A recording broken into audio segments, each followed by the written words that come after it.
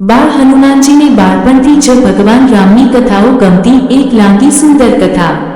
વનરાજીથી ઘેરાયેલા કિષ્કિંધાના એક શાંત પ્રદેશમાં અંજનાદેવી પોતાના લાડલા પુત્ર હનુમાનનું લાલન પાલન કરતી. નાનકડા હનુમાનની આંખોમાં અદ્ભુત તેજ અને મનમાં અદ્ભુત ચંચળતા હતી.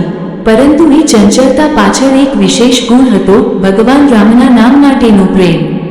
દર સવારમાં અંજનાદેવી હનુમાનને સ્નાન કરાવીને પોતાના ઘરની બાજુમાં આવેલા નાનકડા વૃક્ષ નીચે બેસાડતી અને ધાર્મિક કથાઓ સંભળાવતી. આ કથાઓમાં મુખ્ય હતું રઘુવંશના તેજસ્વી રાજકુમાર ભગવાન રામની કથા. એક દિવસ હનુમાન માતાની ગોદમાં બેસીને પૂછે છે, માં, રામ કોણ છે? તમે રોજ તેમનું નામ કેમ લો છો?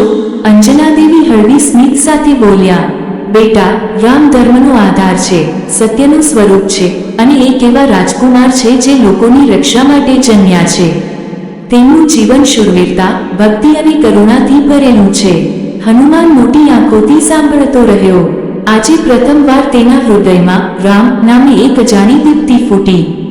તે દિવસથી હનુમાન રોજ માતાને કહે, માં, આજે રામની ક્યાંય વાત કહો, આજે રામના કોઈ નવા પરાક્રમ કહો. માતા ગર્વ અનુભવે.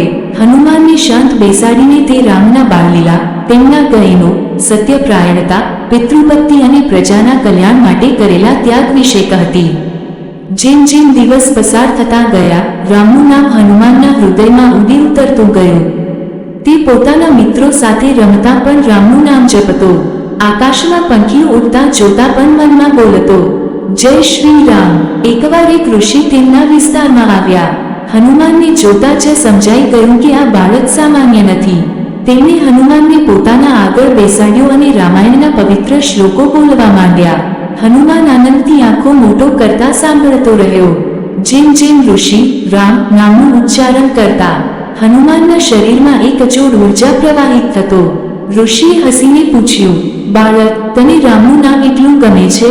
હનુમાન નિર્દોષતાથી બોલ્યો, મહારાજ, રામનું નામ સાંભળું ત્યારે મારું હૃદય ખુશ થઈ જાય છે. મને લાગે છે કે હું તેમને જાણું છું, તેમને મળવા ઈચ્છું છું. ઋષિએ આશીર્વાદ આપતા કહ્યું, બેટા, આવનાર સમયમાં તું રામનો મહાન ભક્ત અને સૌથી વિશ્વાસુ સેવક બનશે.